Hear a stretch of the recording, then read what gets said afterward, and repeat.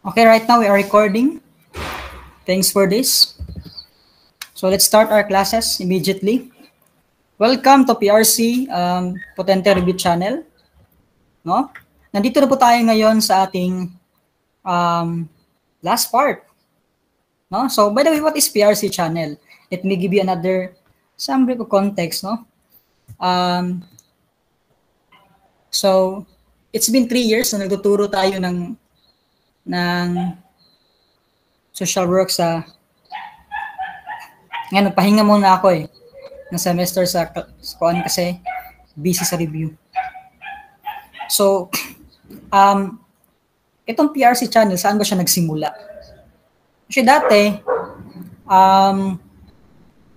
pag nagtuturo kayo sa online kasi that was COVID. It was still during COVID na nakapagtrabaho sa isang private school. No? It's college. Nagtuturo ako ng social work on which I was the chairperson for 2 years.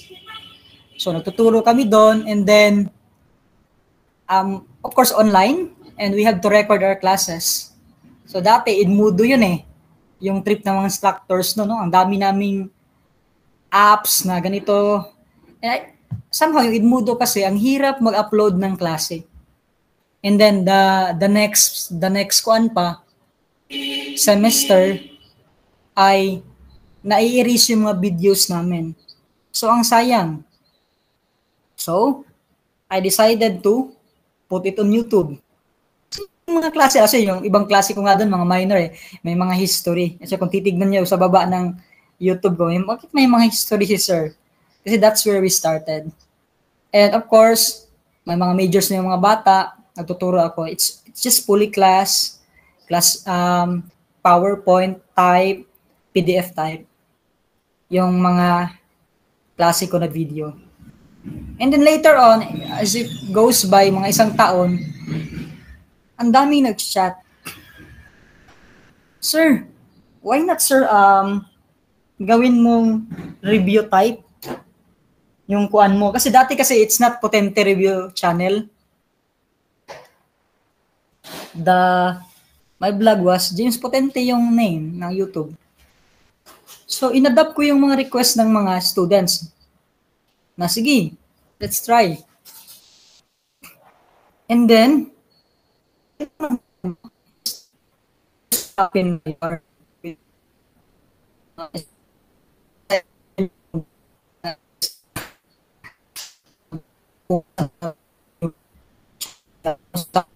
Potente Review Channel is a channel that endeavors to help future professionals to achieve their professional dreams, to pass their board exam and have their license to affordable review programs. So to be honest, my dream goal in this channel is to be a big review center na mayroong facility na hindi lang social work yung tinuturo. No, that's a dream in my heart later on. Not knowing I'm also a let passer. Hindi naman necessary na ako magturo kung may established review center na, no? So, it helps in a most affordable way. No? So, next thing is, let me share to you a word from God. It's written in the Bible, no? So, namili talaga ako ng James 1:5, no? Pangalan natin, no? Sabi doon, if you need wisdom, ask generous God, and He will give it to you. So ako nga aminado ako na kailangan ko to. How much more kayo? Kung matalino kayo, pwede na hindi. No? But then, it gives us a command that our Godfather gusto niyang bigyan tayo ng wisdom. Humingi lang po tayo. No? Hindi po mauubusan ang God ng wisdom. No? Our God is a God of wisdom. Okay? So next is fair use. Copyright disclaimer po sa lahat ng gagamitin nating mga materials dito. Allowance is made for teaching. Kasi teaching kasi tayo ngayon It's more about education. Nagtuturo tayo. And just give credit and copyright disclaimer na mostly, actually almost all sa ating gagamitin ay from the book. No? Of course, book-based tayo, objectivity tayo kasi objective po sa board exam. So, sa libro po to galing. Kinuha po natin to sa libro, mga social workbooks, psychology books, sociology books, and related fields. Okay? So we have the right, no, to copy it and give credit na hindi to sa atin na mga references. Siguro kung maging author tayo, no? Pwede din, no? Why not? So,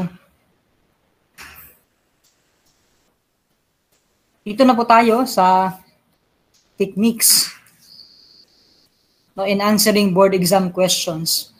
Nakikita niyo pa rin yung kuan ko? Yung PowerPoint ko po? Yes, sir. Nakikita pa rin. Okay. Sige. So, may isa nagsabi. So, kung sa iba wala, siguro walang yan. Sige lang. Importante sa akin, malakas. Kasi recorded naman to. You can see it anytime. Kung sa akin, mahina, magsasayang lang ako ng lakas dito. Hindi pala ma-record. Okay, techniques in answering board exam questions. I'm reading a leadership books. The title of the book is The Making of a Leader. Meron mong sinabi na so related sa ating pagdidiscusan. Sabi doon, methods do change, but principles does not. So i-relate natin. Parang ganito, class. Magbabago po yung mga tanong sa board exam. Pero hindi yung topic, ha? Kasi ang topic lang naman talaga social work, HBASIS, WPP, CO, casework, group work. Anong talaga? Same lang din yung libro. Magbabago yung pagkagawa ng tanong, ibig ko sabihin. Pero yung mga techniques, ibig sabihin yung mga techniques ng mga pumasa, ng mga lecturer, ng mga top-notcher, ng mga teachers, kumbaga, ano yung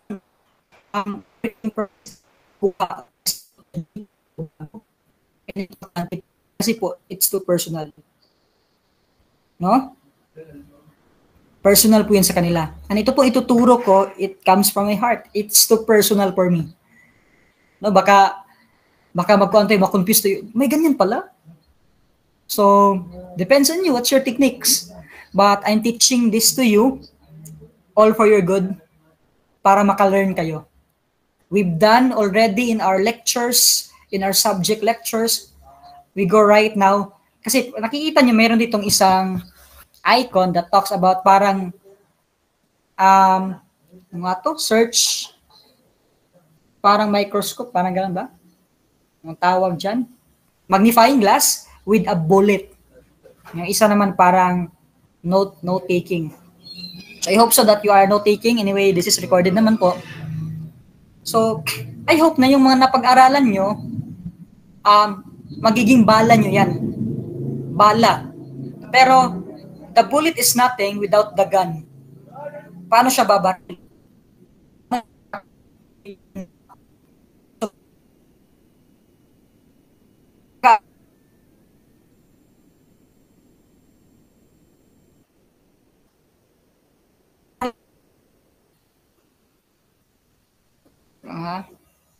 So,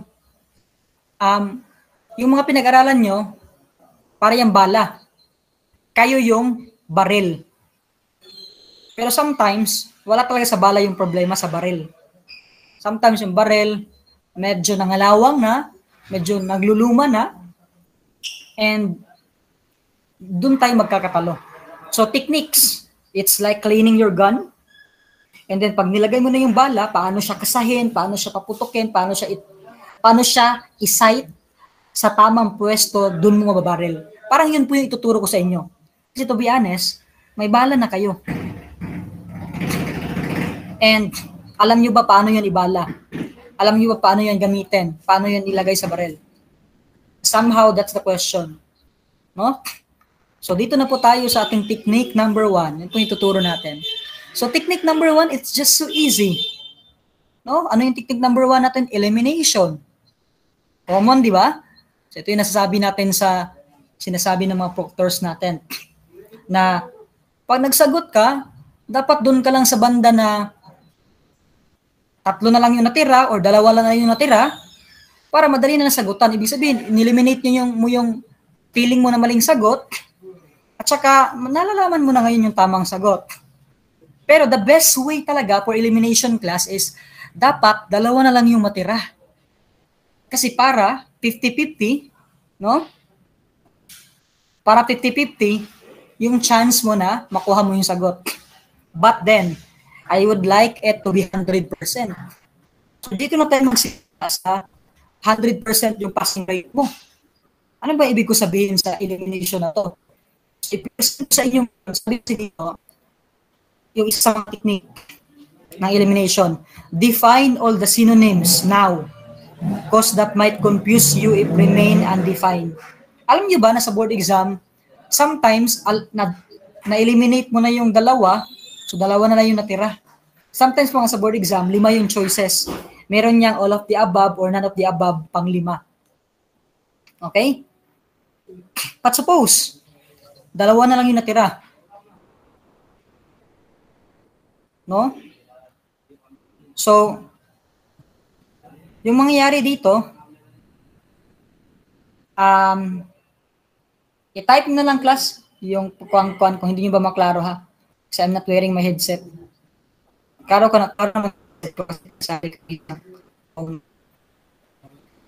So, ito, ipipresent ko dito yung, for example, gano'n, na-eliminate mo yung dalawa kasi ang layo naman ito.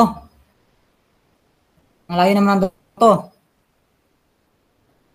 So, natira ka na lang ngayon sa dalawang choices. So, 50-50 chance yan kasi di pa rin yan sure. Pero what if yung sa dalawang natira na yan, nalaman mo yung right answer? So, ito yung ipipresent ko. Yung mga bagay or mga keywords na sobrang lapit. Na yung tipong pag naka-eliminate ka na ito yung natira, posible ka pa rin mahirapan. And take note, level 1 pa lang to kasi definition pa lang to. To be honest, if you are going to make a steps in your study, parang yung ganito eh. Binigyan ka ng fact sheets ng teacher mo. So first gagawin, babasahin mo yan, memorizein mo yung meaning, somehow, and then next, ita-familiarize mo, and then memorize, and then after mo na familiarize, doon yan, memorizein mo. Pero the first step is defining. Dinidefine, di ba? Sometimes mga sa beginning ng fact sheets, definition of terms. So, meron pong mga tanong sa board exam na masasagutan mo lang by definition. Ganun lang. Kaya nga meron tayong, alam mo ba yung social work dictionary? May libro ka bang ganun? Dapat meron kang ganyan. No, social work dictionary. Kasi nandun yung mga definitions. And basahin mo lang yan, i-familiarize or baka ma-memorize mo, okay na. So dito, kung hindi mo kasi na-define itong mga synonyms na mga words na to, mahirapan ka. Ano yun? Ano to ng mga example? Let me give you example. Nakikita niyo pa yung PowerPoint ko? Yes, sir. Okay. So the first, ito yung tatlo, no? Social welfare, social services, social work. Yung tipong class na pag dalawa dito matira sa mga choices mo, tapos nasa isa yung sagot, tapos hindi mo alam yung meaning na to, nako. Sayang, dalawa na lang yung natira eh. Hindi mo pa nadali. So I hope so that presenting in this technique number 1 pa lang naman to, pag na-encounter mo to, ay talagang sure na. Anyway, so your Sir James, ito, sobrang gasgas na to na pinag-discuss ko. Hopefully, hindi na to mahirap sa inyo. Technique number 1 pa tayo. So, pag sinabi natin social welfare, malaking aspect yan eh. Sabi pa nga dito, isang meaning, everything that men do. So, lahat ng ginagawa ng tao for the good. And then, ang daming good. Magbigay ka ng pera, magbigay ka ng ito, yan na rin yung service. Magbigay ka ng programs or program. It's project. Sa program, project.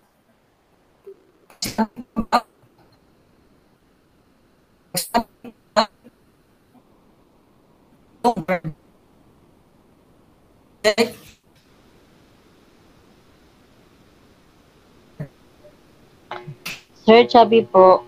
Chubby.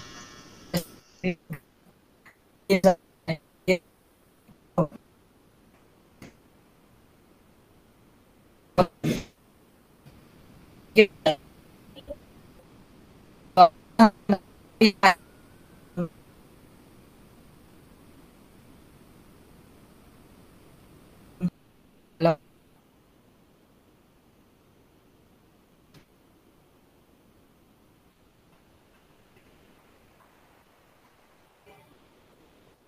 Yes po, thank you. Okay na. So, social welfare is the big aspect.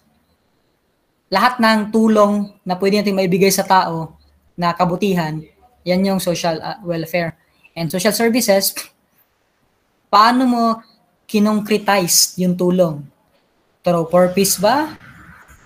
Seeds, AKAP. And then, sino yung magbibigay ng mga tulong? Sila yung mga professional. Kahit sino. Actually po, to be honest, hindi lang po social work yung bilong sa social welfare. Madami po. Pati yung mga doktor, dentist, lahat po. Basta makatulong yan. No, wag po tayong maging bias. Okay, yun po yung kaibahan. And hopefully, pag encounter mo to, bang! No? Parang bala lang, no? Nag-effort pa talaga ako sa bang. No? Kasi, bakit kasi bala yung nilagay ko dito, no? May mga pabang-bang panuhin tayo. And another thing is acceptance and non-judgmental attitude. So, may mga meanings naman dito. Usually, class, in terms of questions, example, ako, nang naging teacher ako, 5 lang yung iniisip namin in terms of asking question. Diba? Sa mga test paper. Next is what? What? Who? Where? When? How? Why? 6 pala. So, yan yung mga aspect. No, yan, mga tinitignan. So, ganyan lang kami. Ay, ano yung ganito? Kung who, so mga tao-tao, no? Sino yung author? Sino yung ganito? Ganyan yung type. What? Ano? So, siguro, identification, di ba? Ganun yung mga type na exam. So, dito, alam mo na ang acceptance eh. The meaning.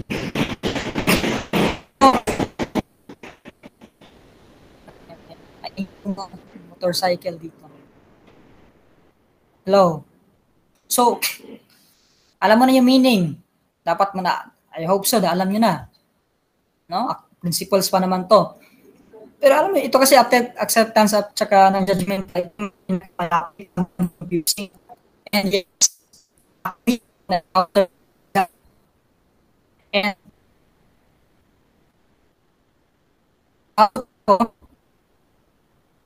choppy ako.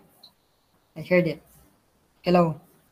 So ako din mismo, na-encounter ko tong acceptance at saka ng judgmental sa board exam. So I myself can testify, lalabas po to. And ito pong dalawa, yun na lang yung natira ko sa elimination. So, sometimes kasi pag sumasagot tayo ng mga magkalapit na mga ideas, alam mo na ano yung similarities. Pero to be honest, dun tayo sa part na nakukuha natin yung sagot by difference. So, ano yung difference dito? Parehas naman to pagtanggap. Parehas naman to, you can add relationship sa client mo. Pero yung when po na tanong, paano? Kailan mo siya ang tawag dito, it's the right word. Kailan mo siya ma-take into application? Actually, acceptance po, hindi ka pa naging social worker. Example, 3rd year ka pa, alam mo na natatanggapin mo yung client. Kumbaga, hindi mo pa na-encounter yung client, alam mo na natatanggapin mo siya. No? Kasi, alam mo, yun na yung tao, mayroong worth of dignity kahit sino yan. Pero yung non-judgmental attitude, for example, naka-encounter ka ng mga suspect, mga kriminal, mga masamang tao, hindi ka mag-a-assign ng guilt. So yan po yung meaning that the process precludes assigning guilt. Kasi may kasalanan na eh. Kasi meron nang nagawa. Pero ikaw, you preclude assigning guilt. Parang dun na yung nag-start yung non-judgmental attitude na na-encounter mo na yung client. Na alam mo na yung case. Okay? Ganun. I hope so, no? Okay, next. Assessment and evaluation. So ito, nakita nyo, yung social welfare, social services, and social work. Actually, parang nasa chapter 2 yata yun, chapter 1 ng book ni Mendoza. Actually, meron na pong 4th edition. No? And ang daming na bago. Siguro mabigyan ako ng time, nakapost ako ng blog post dyan, ano yung binago dun. and discuss ko yung lahat. So wala akong time eh. Busy talaga sa review. Next week, mabiyahe ako ng Pagadian for a face-to-face review. Hinire lang ako. Ay, nakita niyo naman yung post ko. Hopefully, siguro baka magawa ko yan. Basta I promise. Nagpa-promise pa talaga. No? Promise to be broken eh. Sabi pa nga ng friend ko, ano daw yung meaning ng promissory note? Promissory note. Sabi niya, nag-promise ka, hanggang sa dulo, nag-sorry ka na. Ganun. Anyway, I'm thinking August na magawa ko yan. Nabasa ko naman yung iba. So, assessment. So, na yun. Yung assessment, yung social welfare, social services, it comes in same chapter. Yung evaluation naman at saka non-judgmental, yung acceptance at saka non-judgmental, it comes in similar. They are both principles. So of course, yan talaga yung gagamitin ng mga board of examiner na guluhin yung utak nyo. So dapat alam mo na ngayon class, kasi ako kasi yung tipo ng estudyante dati, hindi ko alam yung word, hindi ako magpapaka-feeling na mag-proceed para sagutin yan. No? Parang sa Miss Universe ba, pag tinanong ka, sasabihin ng candidate, sir, may I know the meaning of this word so that I can answer it? O, ganun. May mga interpretation pa nga. So, ipa-interpret mo muna. Huwag tayong feeling na, ganito in-skip mo kasi hindi mo alam yung meaning. Yun pala yung sagot. Kaya nga, yung technique number 1 natin, no? You must define these things now because if this remain undefined, bang, tumba ka. No, so, ito ding assessment at evaluation, it comes in similar paradigm. They are both the helping process. No, yung una dyan, sa una ginagamit at yung una sa dulo. May nag-chat sa akin last nung unang klase. Sabi doon, last helping process na yung evaluation. Mali yata yun eh. Kasi may termination. May termination pa.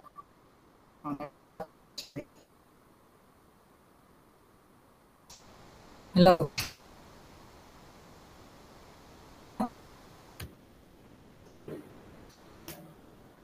Kaya nag-choppy ako. Okay na. So, assessment po class and evaluation, first, i-define muna natin yung similarity. Take note, they are both collecting data.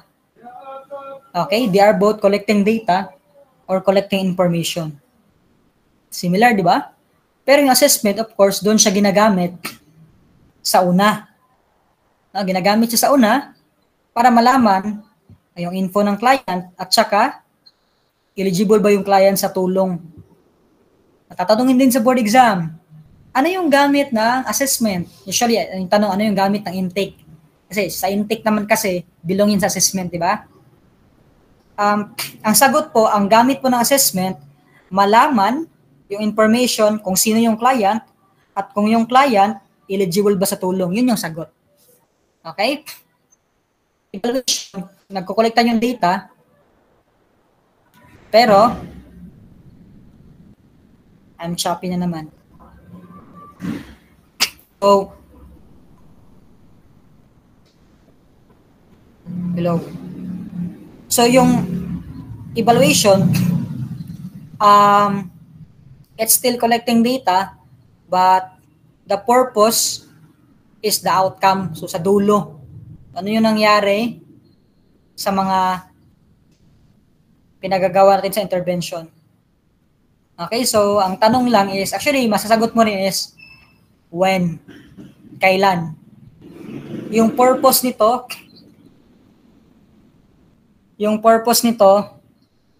ay kailan? Kailan ba ginagamit yung assessment? Sa una? Sa unahan? At saka yung evaluation sa medyo sa dulo-dulo. Tama, yes, may nag-chat po. Yun po yung monitoring, periodic evaluation, regular evaluation. Thank you for that. Next. By the way, nakikita niyo ba yung PowerPoint ko? Yes, sir. Nakikita po. Okay. Hindi ko kasi makita.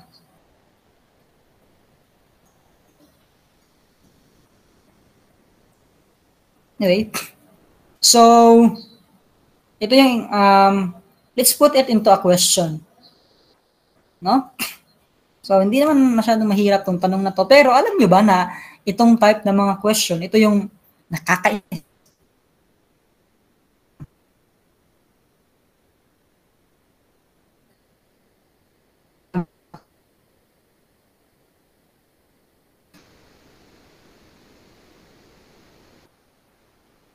Hello?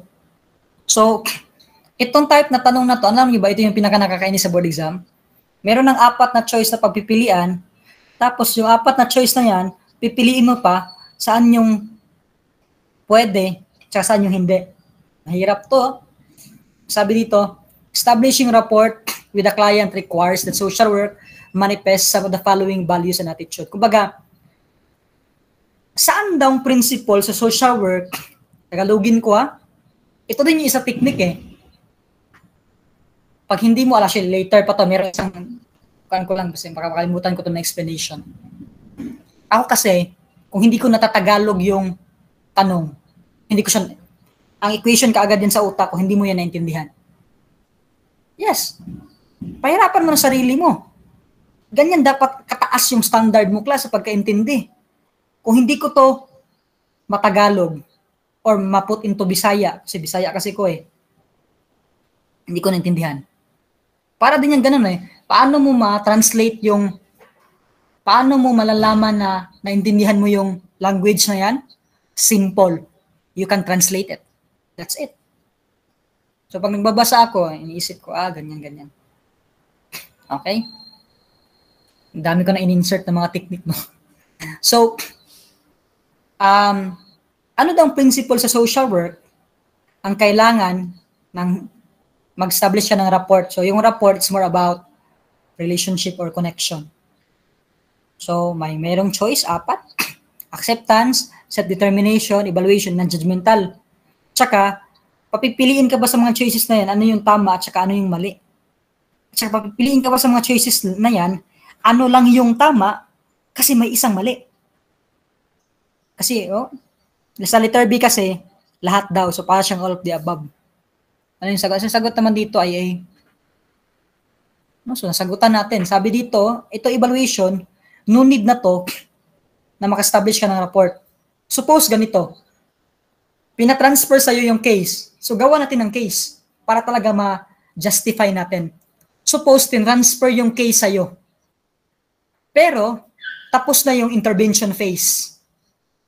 So, tinransfer yung case sa'yo ng agency, ang tatrabahoin mo na lang ay evaluation phase. To be honest, hindi mo na kailangan masyado ng relationship sa evaluation. Tignan mo lang ano yung ginawa. Basahin mo lang yung case, basahin mo lang yung manuscript. Ito pa lang yung nangyari.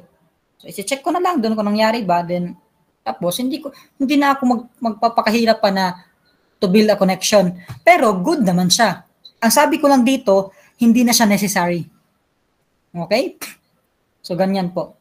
Sabi nga dito, if only you just understand the definition, it would have been easy. Sabi dyan, kung alam mo lang sana yung mga definitions yan, yung mga beginning pa lang naman na terms natin, masasagutan mo na daw. Sayang. Dapat alam mo. Okay? So, ito pa, administration, management. Encounter mo yan, lalo na sa SWPP at saka sa group work. Actually, 3 sila yung medyo kaparehas daw. Yung isa ay leadership. Yung leadership. Yung leadership naman, ang meaning naman doon ay influencing people. Ito kasi, ang administration at saka management, they are both used in agency setting. Actually, kung naka-encounter ka ng subject na administration and supervision in social work, kuan po to. Uso po to ng mga word. And oftentimes, accordingly, ito daw yung mga synonymous. So sabi dito, ang administration is establishing policies, guidelines, at saka yung management naman, siya yung gagawa ng plano, staffing, nag-staff, yung meaning ng staff ay nagpuput ng tao. Kaya nga, di ba, admin staff, so mga tao, nagli-lead. So sa madaling salita, administration is a macro, pangmalakihan. Parang ganito ba? Sa administration na part, sila yung gumagawa ng batas. Gagawa na sila ng mga batas, guidelines. Pero sa management, sila yung magpapa-implement. Okay?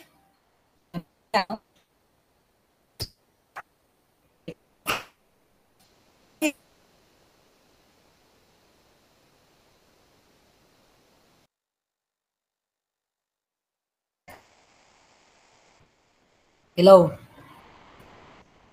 Itong three models. Alam niyo ba na itong three models ng CO? To be honest, I give you a revelation. Sinasabi ng mga proctor, hala, ang pinakamahirap sa board exam as yung first day. HBSA, SWPP. Ako din, before ako nag-board exam, yun din yung pinaniwalaan ko. Nag-take kasi kami COVID. Parang yung top 1 namin, 83. Sobrang lalapit talaga. Top 10 namin, 80.40, 80.60, top 10. Rating ko, 80. It's about top 12 or 13. Sobrang lapit. And I'm not boasting, ha. In-encourage ko lang kayo. Alam niyo ba na CO yung pinakamaliit kong rating? Hindi ko na sabihin, ano. Basta yung overall rating ko, 80.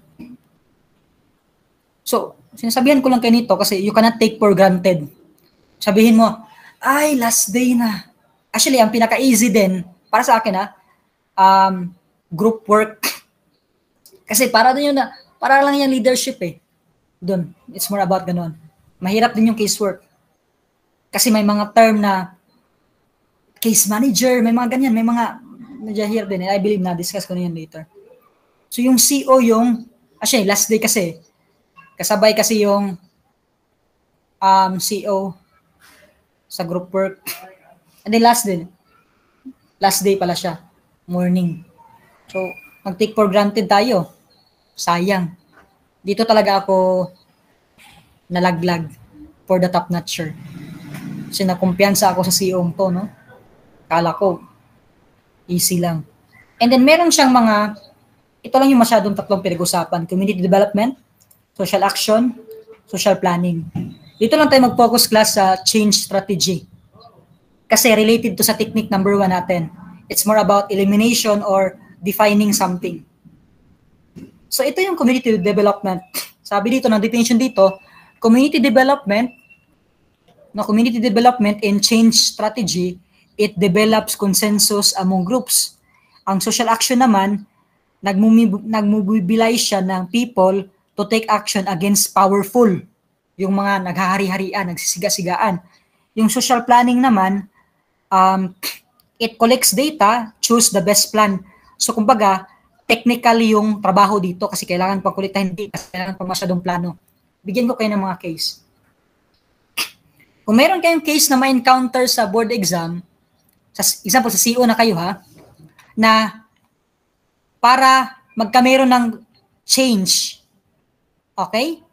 For example, yung case lang doon, magagawa lang yon kung magkameron ng consensus among the groups. Kumbaga, kung magtulungan yung buong community na gawin yan, automatic community development po yung action.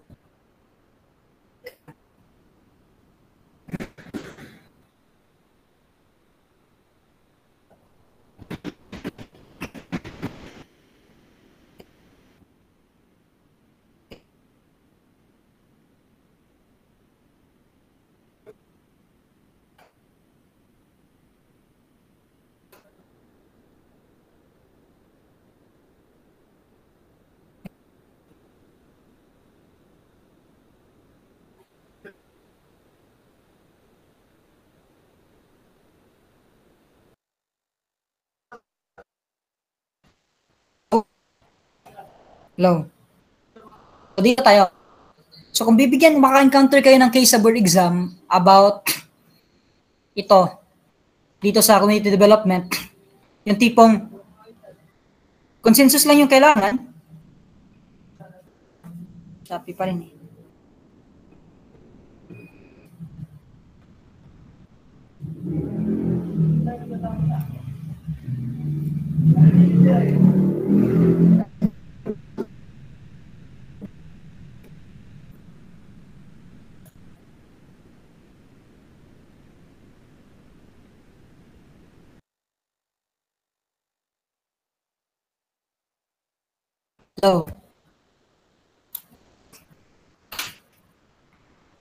So, makaka-encounter kayo sa board exam ng question na sa community development, kung yung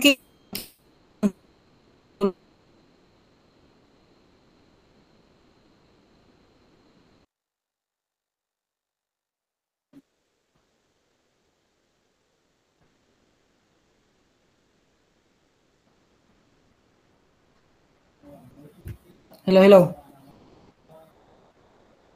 So, kung yung case na yan, kailangan na ng consensus o pagtutulungan ng karamihan sa community development po yan. Okay?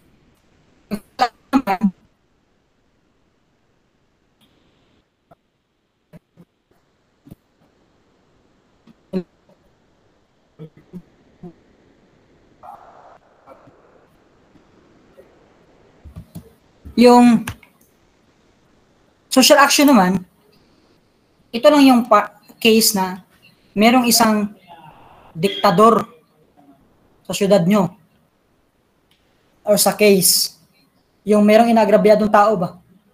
So, social action, kaagad yan. Kasi sabi nga dito, minimobilize yung tao para labanan yung against powerful. Example, no? Yung mga farmers, hindi pinapasweldo, social action kaagad yan. Kasi meron, sabi din dyan, meron na agrabyadong isang side ng community. Sabi nga dyan, victims of oppression, di ba? Constituents na side. Social planning naman. Itong social planning, sabi nga ng staff role, kailangan daw ng expert data analyst. Kailangan pagtanong. Meron akong nabigyan kami ng case sa board exam. Meron daw silang gagawin na infrastructure, pabahay sa community. Tapos, ang daming problema. Bahain daw, drainage, sakit, trabaho. So, ang dami nilang kinuha ng mga professional or expert. Ganyan din, kung bibigyan ka ng case na, bakit ang daming mga professional sa case na to? Kasi naghahanap yan ng expert for data analysis. So, kailangan ng choose the best plan. Ano yung sagot? Social planning. And nalaman lang natin yan ngayon kasi alam mo yung meaning.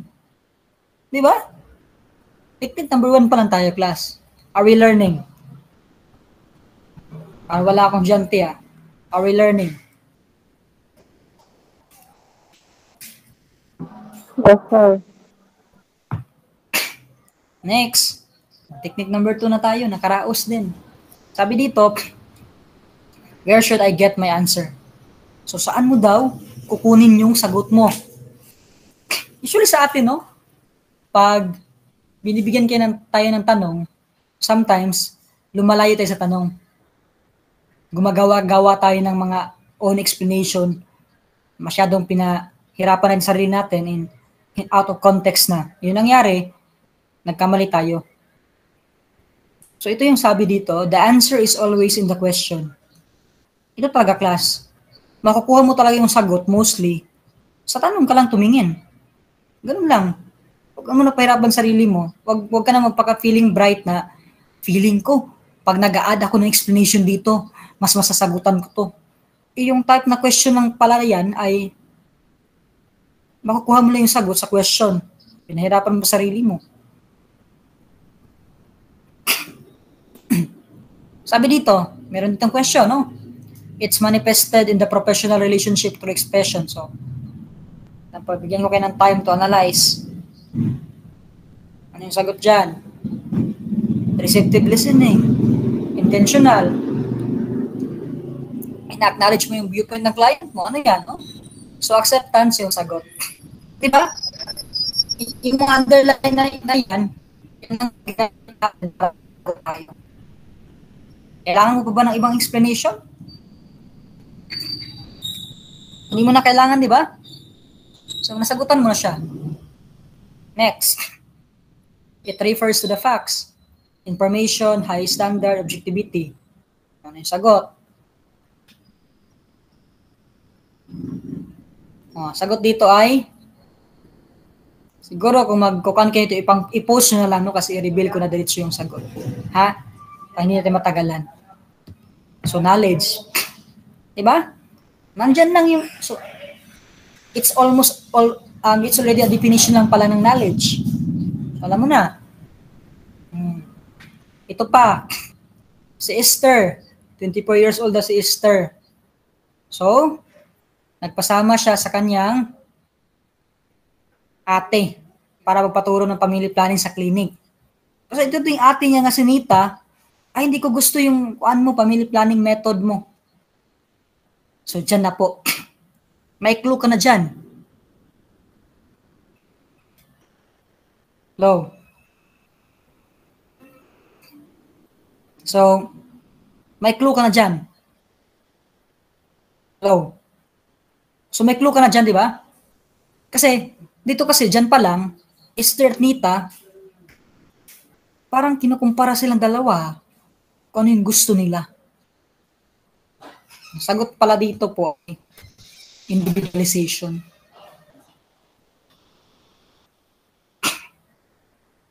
Yan po yung sagot.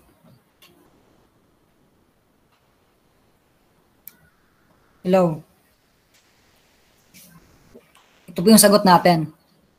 Individualization. So, bakit, sir? Bakit individualization yung sagot? Nasa word lang mismo ng individualization yung sagot.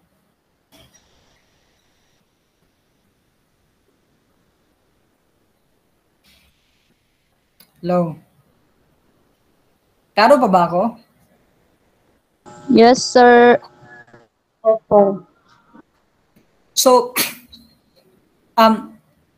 ito din yung isang idea ko. The word individualization comes from a meaning. Alam niyo ba? Pag sinabi natin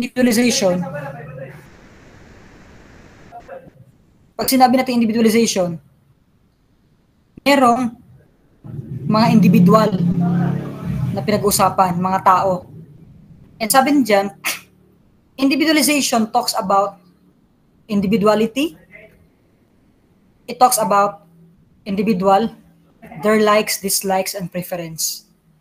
So, di ba sa case, parang merong mga inintroduce na mga individual. Si Esther at saka si Nita. And then, pinapakita din dyan yung kanilang preference in family planning methods. Merong isa gusto niya to, merong isa hindi niya gusto to. So, kinukumpara sila. So, ang principle natin dyan ay, iba-iba po yung tao, magkaiba sila ng gusto. So, B po yung sagot. Sabi din dyan, merong least inapplicable. Pag least inapplicable, hanapin mo yung pinakatama. Okay? I hope alam nyo na yan. Sakit ng tilao ko. Okay, next technique. Professional na ba ako mag-isip? So, this kind of technique, iti-test sa board exam kung gaano ka na ka-professional mag-isip. So, ipapa-encounter, bibigyan kayo ng case. Actually, itong case na to, situation-based siya. Sometimes, wala siya sa libro. So, iti-test lang ng mga board of examiner gaano ka ka-formal mag-isip. Actually, ang keyword natin dito ay professionalization and formality. Gaano ka ka-formal. Dapat professional tayo talaga. No? So, sabi dito, so iti-test dito yung pagka-professional. May mga ganyan question talaga. Kung gaano ka ka-formal, so baka naman sobrang informal ka. May lisensya naman tayo. Lago tayo dyan. Sabi dito, a client calls you. Nasa bahay yung client, at home. So, nag-inquire yung client ng result sa kanyang application sa sewing class sa isang livelihood sa agency. Kasi daw, binigay sa kanya yung number ng guard. Ano yung gagawin mo? Isipin mo to. Di ba ang awkward na kahit kanino makukuha yung number mo? Naglag. So, di ba yung ginawa pala ng client na kunin yung number mo sa gwardiya, informal na. Ano yung gagawin mo dyan? Ano yung gagawin mo? Baka na-shock ka, di ba? Hala, bakit mo nakuha yung number ko? Baka nga pagalitan mo yung guard. So, ito yung sagot. A po. Sabihin mo, no, sa office ka lang pumunta. Dito yung office ko. No? Kasi yung pagkuha pala ng client ng number, sobrang informal na. Ikaw din, magpapaka-informal ka ba? Pag tinreat ka na informal, professional ka dapat. Okay? Next. Ganyan yan. Isa-isip natin yan. May mga ganyang tanong. Iti-test nila na professional ka ba? Baka naman sobrang people pleaser tayo, hindi po, no? Or policy based po tayo. Gumagalaw tayo based on the law. Based on our principles as social worker. Ito naman. Kumbaga, ang kuan ito, ikuan ko na lang ha. Social worker, you were able to assist client who had been out of job. So, meron ka raw natulungan na kliyente kasi nawalan siya ng trabaho. So, medyo umoki yung buhay niya, bibigyan ka daw niya ng regalo. He invites you to have lunch. In the course of lunch, he gives you package, which you refuse. However, he is very insistent. No? Hindi sir, tanggapin mo talaga to sir kasi yung puso ko sir, nag-uma ko sa pagpapasalamat. Ano yung gawin mo dyan? Baka naman sabihin mo, class, depende sa gift sir, gaganyan ka pa oh. Depende sir, baka naman iPhone. May ganyan ba? Kung yaman naman ang client mo, baka hindi yan nangailangan sa atin at first place. Sana all, no? Hala. Sana all. Tanggapin pala. Sabi dito, refuse and explain why. Pero depende naman, class. Kung ano yung kuan. Example, binigyan ka lang niya ng depende kasi. Example, baka naman yung iba kasi nangliligaw na. Huwag mong tanggapin. Depende sa'yo kung gusto mo lang magkuhan. Binigyan ka lang ng bulaklak. Sabihin mo, okay, pwesto mo lang yan sa labas ng office. Masisiyahan din yung kuhan namin dyan, supervisor. Basta yung gift hindi para sa'yo. Yung tipong, kasi baka kasi budulin ka niyan. Yung tipong maghingi yan ng tulong. Uy, unahin mo ko ah. Kasi binibigyan biya kita. Baka magkaganyan yan, no? So, wag masyadong magtanggap-tanggap kung para sa'yo lagi. Kasi baka naman mag-blackmail yan. No? So, kung regaluan ka lang yan ng product ng kanilang photo making, okay lang yan. Huwag hindi masyadong mahal. Basta depende sa'yo. Huwag masyadong magtatanggap-tanggap. Okay?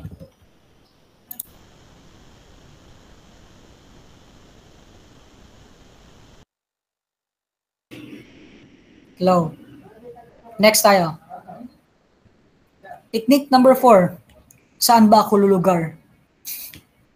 So I'm just putting this kind of techniques to para naman makuan kayo ba? Somehow you will be in humor. Okay? So hindi ako nagpapaka-academic dito masyado. Saan ba ako lulugar? Grabe naman sir, may mga pahugot pa yung. So ito dito, sabi dito, you must know the distinctions of each profession. Ano ba yan, sir? Have you ever wondered? Nakikita niyo yung PowerPoint ko? Ano yung nakikita niyo? Can you describe? Sir. Meron ba kayo nakikita na may picture na police, may law, at saka social worker? Tama ba? Yes, sir. Okay. Balik natin ha. Sabi dito, technique number 4 is knowing the distinction of different profession. Ako kasi class, yung father ko kasi he studied law. My father studied law. Kaso lang so lumaki ako na ganyan yung father ko. Palagi nag-aaral. Hindi na mamamansin. Hindi naman. Sobrang busy, ang daming libro. Ano ba to si Papa? Ang daming libro, ang tanda-tanda na. Nagpagtapos mo yan siya, nag-aaral pa to. So, fourth year lang yun umabot ng father ko. Hindi natapos yung law. So, lumaki ako sa ganyang type of family. And my mother is my blood. Housewife kami sa bahay. Miss ko kaagad yung pamilya ko. So, and also, I also like to be a police. So, binibigyan ko kayo ng story.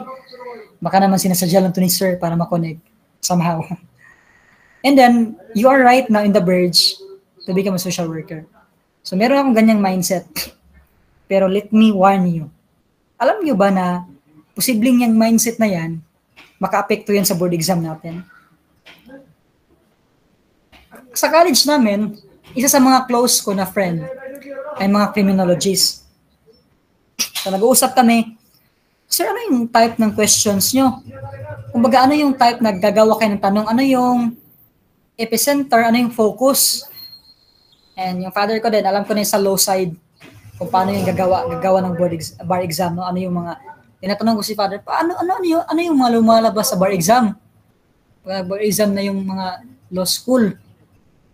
So, yung mindset na yan, nakatulong yan sa akin. Na iba pala ang ating focus. Sabi ko nga dito, ibalik ko ha. You must know the distinction of different professions focus. Diba? Hindi ka po maglo-lawyer. Hindi ka po magpo-police. Social worker ka po. Ito yung kaibahan. Sa bar exam, ang focus niyan ay paano sila makaka-advise sa client, sa court, sa agency, how to interpret laws, ano yung ruling. Kumbaga, ito yung evidence, ito ang yung evidence mo. Hindi ka ba? Sa lupa. Shopee ba ako?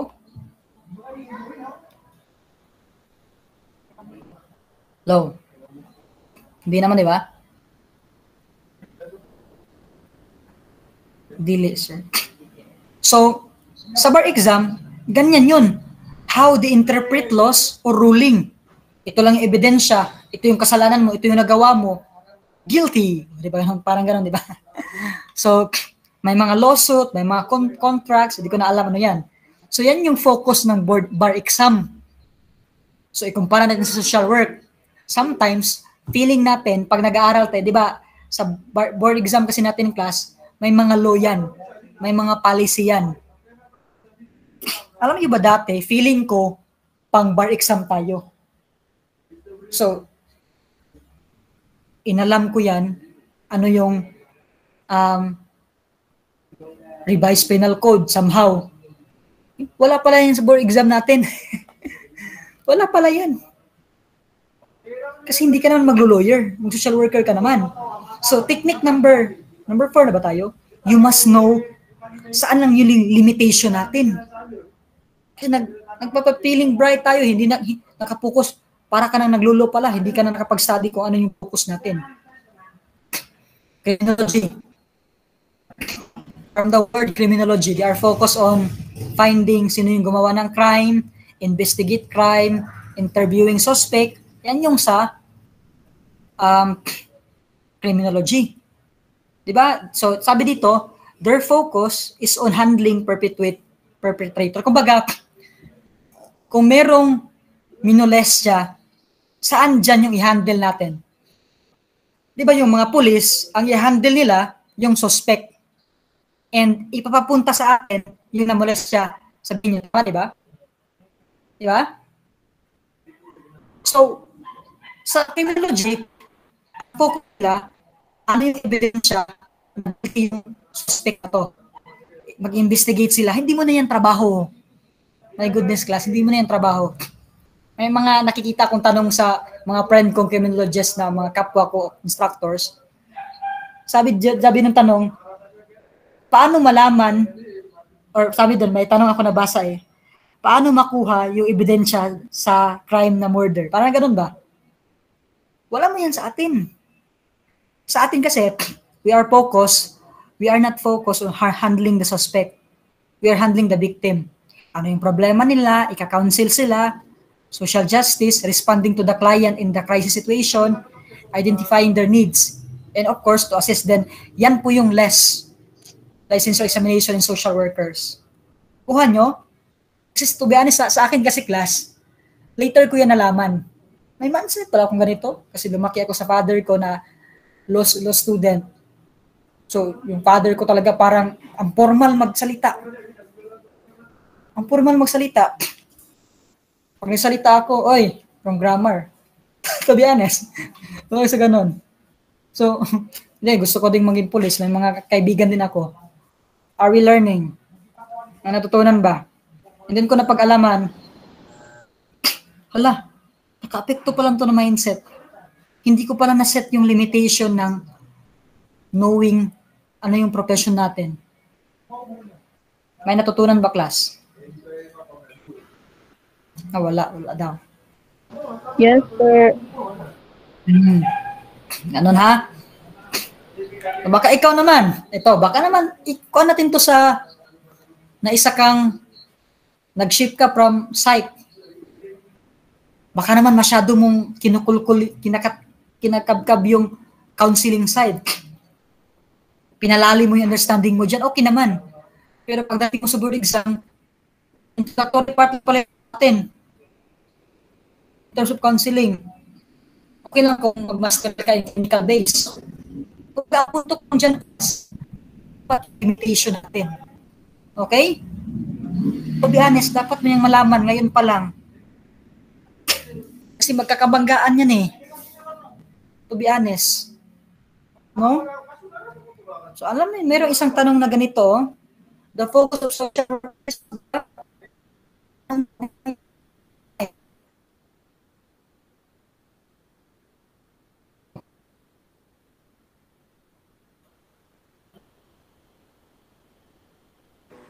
Choppy, sir. Choppy. Yes. Okay na po. Okay na? Okay na ba? Okay na, sir. Okay na. Okay. So may ganitong ang tanong no? Ano yung focus of social work? This will give us a mindset class. Ano ba yung focus natin? Okay? Pero napakinabangan ko yung pagiging social worker ko nung nag-take ako ng LET. Sobrang easy ng Prof Ed. Hindi sa pagmamayabang kasi yung Prof Ed ko kasi 92. Laki nun Maka 92 ka sa atin. Wala pang umabot ng top 1 na 92. 88 pa lang yung pinakamalaki. Kasi it's more about, ang LET kasi human behavior and social environment pero sa classroom setting. Ako na social work na, alam ko na itong mga theory na to.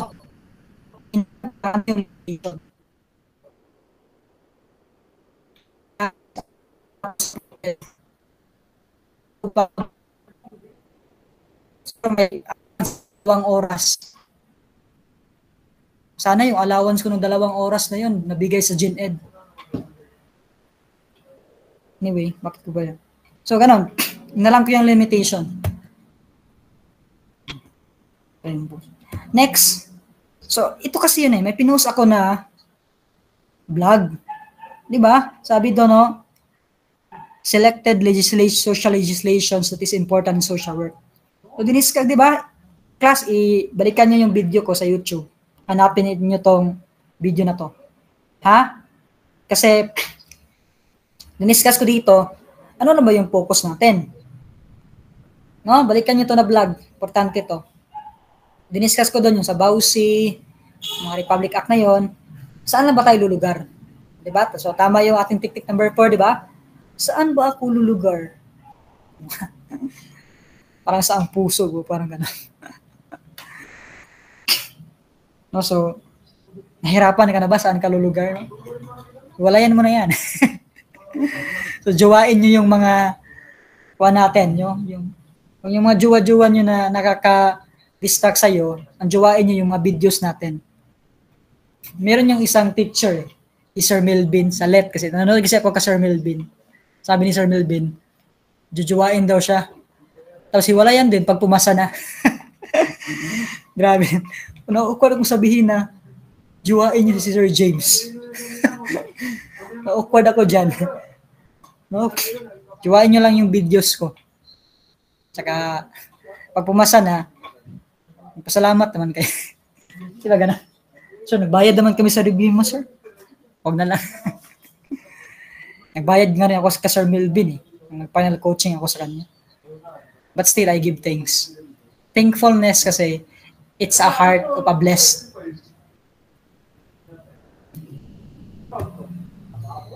Technique number 5. Knowing the level of difficulty of questions in terms of logic and objectivity.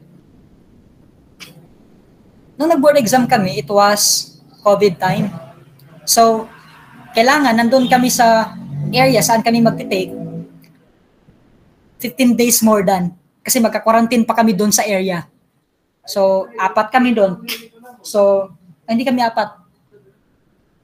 5. 5 kami doon sa room eh, ng mga friends ko. So, 5 kami doon. Yung 2 doon, nag-top 9. Top notcher. So, hi, no? Kuya Ayan and Ate Jen. Siya yung mga kasamahan ko doon, nag-top. Kami naman, malapit yung rating. Laki din ang rating namin. Yan yung mga circle of friends ko. So, nagtatanungan kami ng mga questions.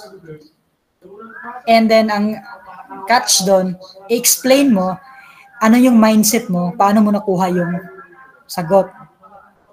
Tinanong ako nung nag-top. Tinanong ako,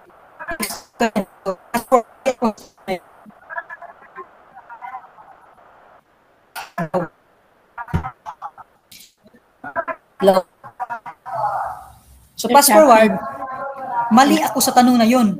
In-explain ko pa ano yung interpretation ko in my mind. And to be honest, ang easy lang ng tanong. Pinahirapan ko pa yung sarili ko. Yung tipong, itong tanong na to, logic lang, common sense, masasagutan mo na. Pero meron ding mga tanong na mahirap. So doon ko na pag-isip, dapat alam ko pala gaano kahirap yung tanong.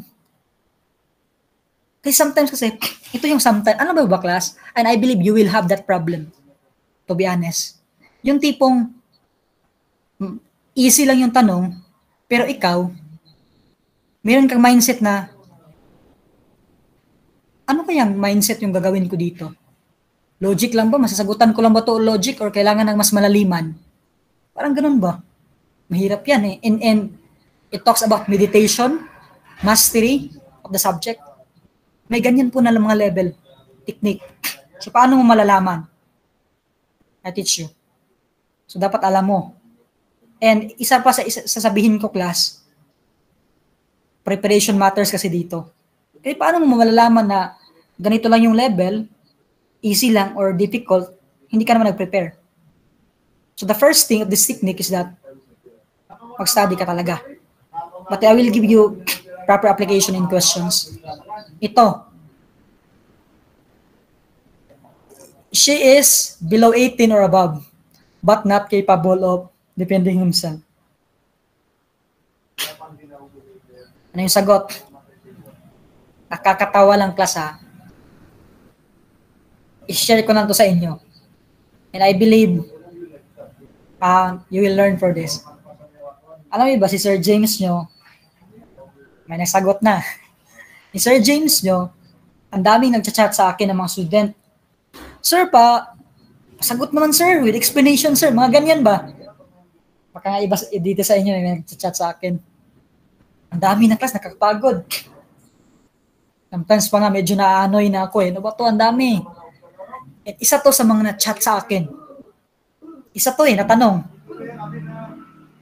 he or she is below 18 or above, but not capable of defending himself. Alam niyo ba? Sorry, chinat to sa akin na tanong. And then, kasi nagmamadali ako, busy din si Sir James nyo, nung chinat to sa akin ng isang student, mali yung sagot ko. And at the moment, pagkatapos kong masagutan yun, alam ko na minadali ko. Kasi busy ako eh. Alam ko mali. Hala, i-check ko nga. Alam ko eh. Alam ko in my heart, I'm wrong. Kasi I know I encountered this question many times and I'm teaching this question. So,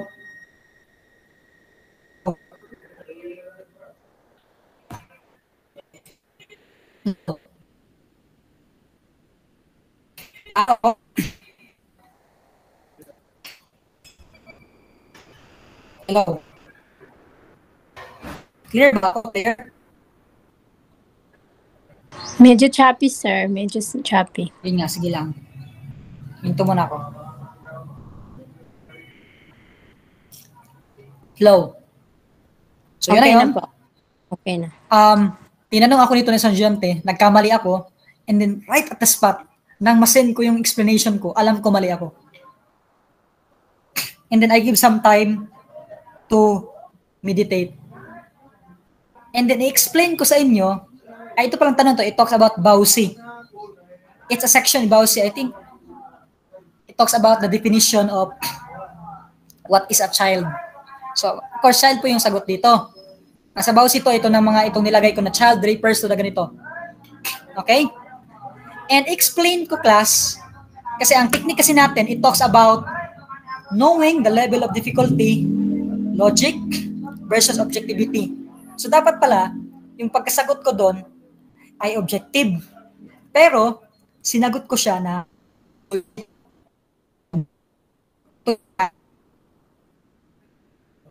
Sir, hindi naintindihan.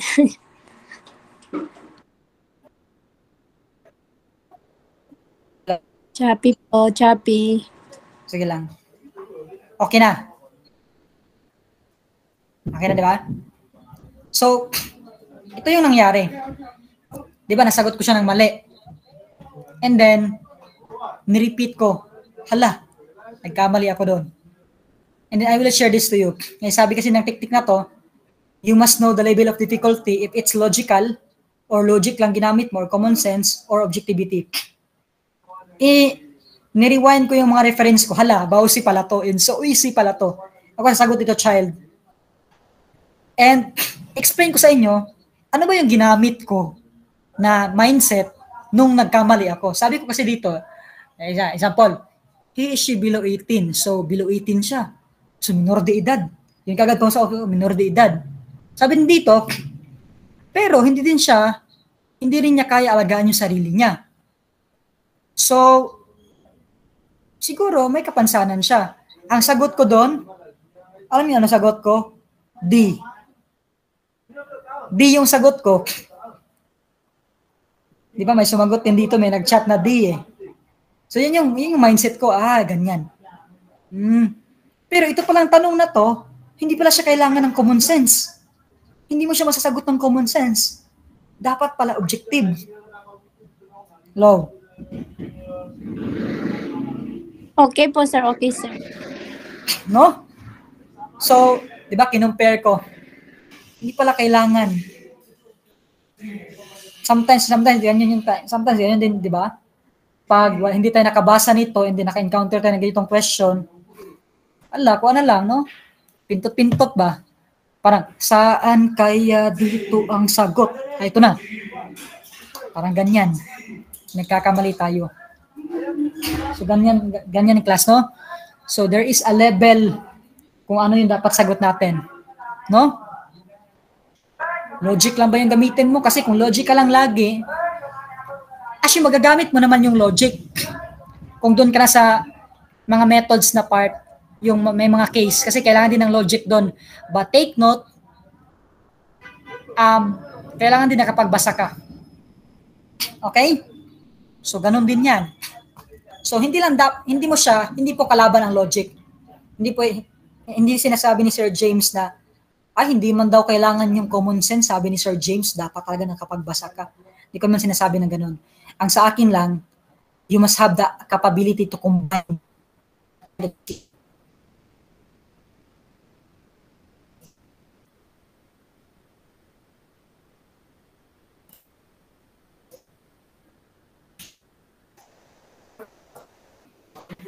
Sir, nawala ka, sir.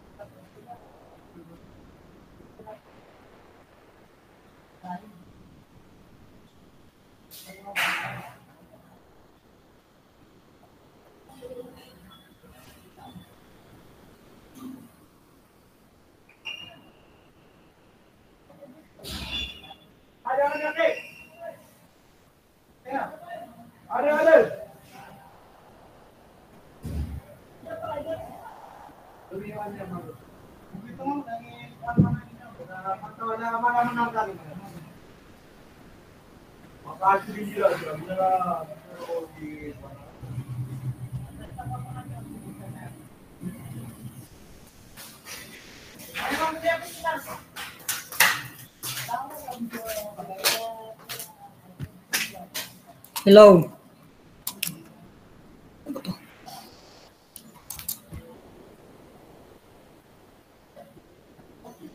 Sorry for this. Hello, hello? Klaro ba ako? Yes. Yes, sir. Okay So I just po. got my water class kasi I need this. Dalawang ganito na naubos ko, no? So pag teacher ka talaga, water is a necessity. So ganun ha. Ikuan natin, dapat makategorize. Kailangan lang ba dito ng logic or objective talaga? Kung sinabi rin objective, target per target, may nabasa